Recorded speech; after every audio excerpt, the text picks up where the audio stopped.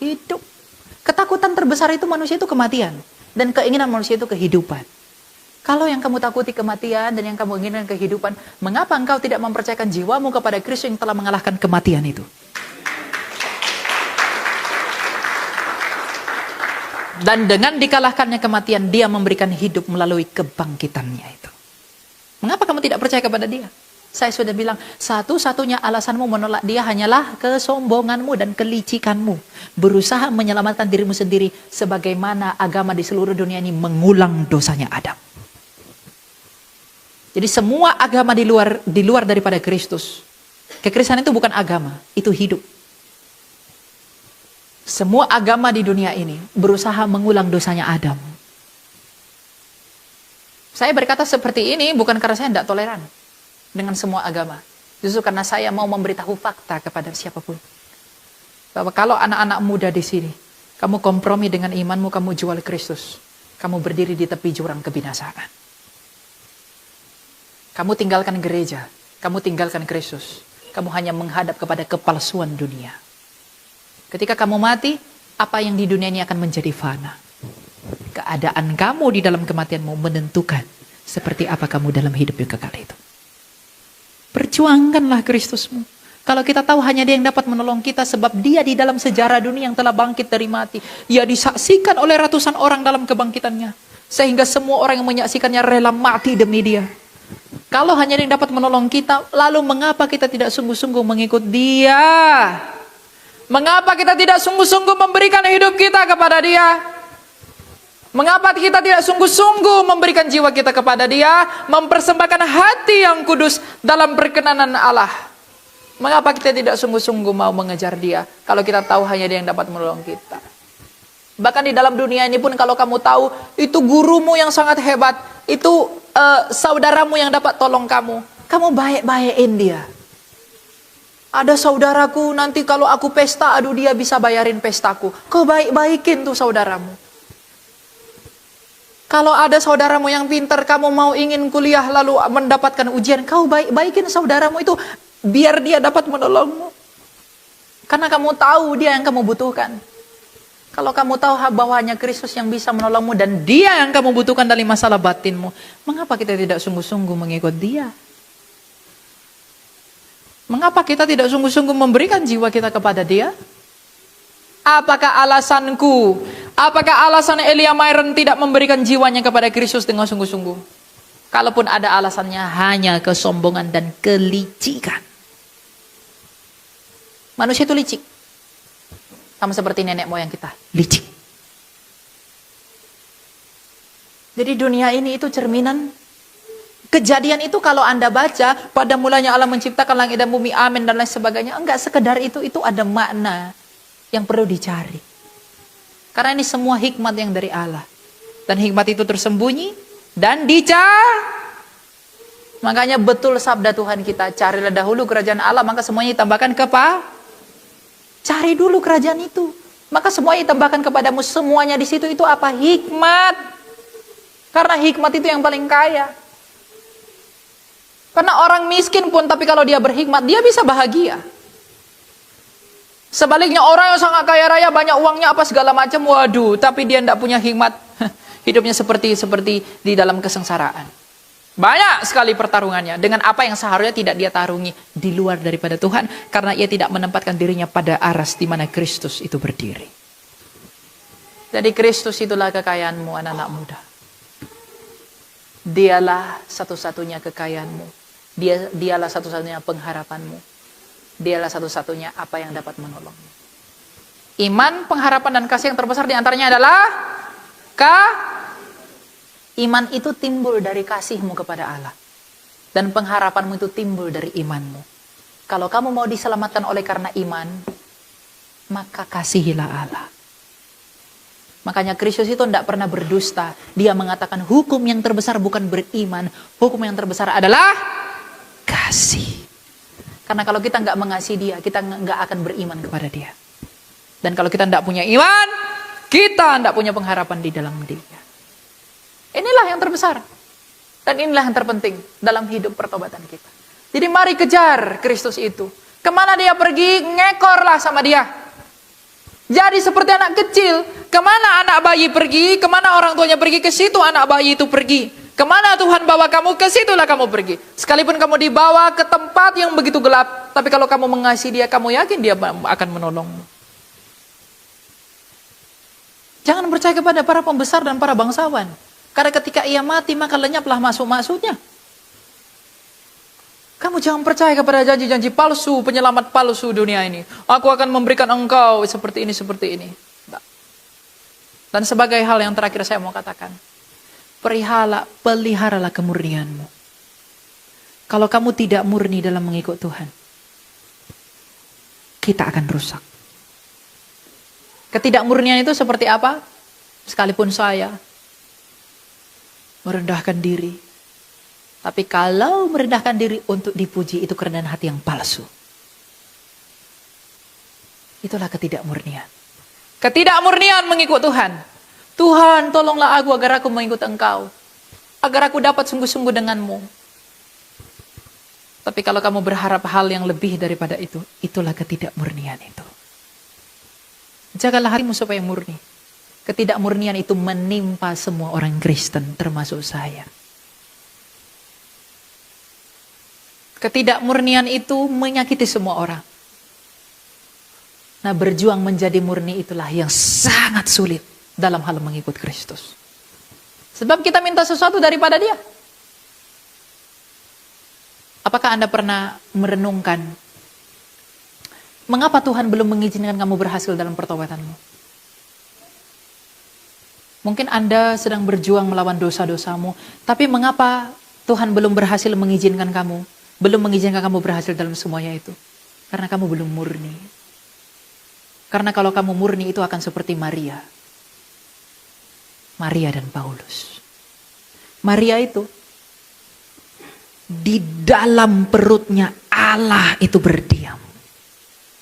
Tapi ia mampu tidak meninggikan dirinya. Ia tetap dalam kerendahan hati. Dan tidak meninggikan dirinya. Dan tetap dalam kesetiaannya. Artinya apa? Ia bisa tahan dalam kemuliaan itu. Tidak semua orang bisa tahan dalam kemuliaan. Kalau Tuhan masih belum izinkan kamu berhasil dalam pertobatanmu, itu artinya Dia sedang mencegah kamu dari kejatuhanmu yang lebih parah. Kenapa? Kalau kamu berhasil, kamu bisa sombong dan meninggikan diri. Sebab apa? Lucifer itu tidak tahan dalam kemuliaan. Tuhan memberikan dia banyak kemampuan. Tapi ketika ia merasa itu menjadi kemuliaan dia, ia menjadi sombong terhadap Allah. Dan pada akhirnya dia dibuang dari surga. Jadi tidak semua orang tahan dalam kemuliaan. Tapi hal ini bukan berarti kamu tidak mengusahakan pertobatan. Karena kerajaan Allah adalah upah. Upah hanya bagi pekerja. Apakah kamu akan mengupahi orang yang minum kopi dan duduk-duduk saja? Tidak. Kita tidak akan memberikan upah kepada orang yang tidak bekerja. Maka kerajaan Allah yang adalah upah dari Kristus yang telah menyelamatkan kita, tidak akan diberikan kepada orang yang tidak mengupayakan cintanya kepada Kristus melalui pertobatan. Upayakanlah cintamu kepada Dia. Bagaimana caramu mencintai Dia? Pertobatan. Karena pertobatan adalah koridor di mana kita berusaha menghilangkan pikiran kita tapi mengikuti pikiran Kristus dalam hal mengikuti perintah-perintahnya. Itulah yang penting buat kamu. Jadi memang mengikut Tuhan itu misteri. Keselamatan itu misteri. Ada banyak hal yang tidak dapat kita selami. Tapi kalau kita mencari itu, Tuhan akan berikan itu. Masalahnya, maukah kamu mencari? Apakah semua yang menyanyi di sini dengan menyanyi haleluya, terima kasih? Apakah sudah pasti diberikan hikmat? Belum. Saul kasih banyak domba, lembu-lembu, enggak ada hikmat. Apakah saya dengan berkhotbah seperti ini, apakah saya sudah diberikan hikmat oleh Allah? Belum tentu. Jangan ada yang begini. Maka carilah itu. Musuh terbesarmu adalah dirimu sendiri. Jadi anak-anak muda, kamu adalah bunga dari gereja ini. Kamu adalah masa depan dari jemaat Kristus. Ubahlah caramu berpikir dalam hal mengikut Tuhan. Jangan ikut Tuhan itu, kamu mengikut Tuhan hanya karena kepentingan dagingmu. Kamu cari ayat-ayat, kamu comot ayat-ayat menurut kemauan kamu. kamu sedang memperbudak Allah. Kalau begitu. Tapi berserah adalah mengikuti apa yang dia mau. Meletakkan dirimu sebagai seseorang di atas tampan yang akan Tuhan bawa. Itulah yang disebut dengan demikian kamu pasti selamat. Tuhan berkata, barang siapa yang percaya kepadaku, ia ada di tanganku dan di tangan Bapakku. Kalau kita di tangan Allah, kemanapun tangan Allah ini mengarah, kita ikut. Tuhan, aku mau ini, aku mau ini. Kamu doa sama Tuhan begitu tuh untuk apa?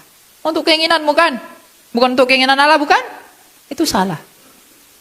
Tapi itu sulit dilakukan. Mengapa sulit? Kita tidak rela. Kita masih punya keinginan-keinginan yang tersembunyi. Kita masih punya ketidakmurnian tadi. Ketidakmurnian itulah yang membuat kita tidak rela. Sulit bagi kita mengatakan, Tuhan, kepadamu lah aku berserah. Tapi di sisi lain, aduh aku masih pengen ini. Aduh aku masih mau begini. Itu ketidakmurnian itu yang harus kita buang. Itu yang harus kita tinggalkan. Dengan demikianlah, kalau kita berjuang meninggalkan ketidakmurnian, dengan demikianlah kita menjadi pengikut Kristus yang sejati.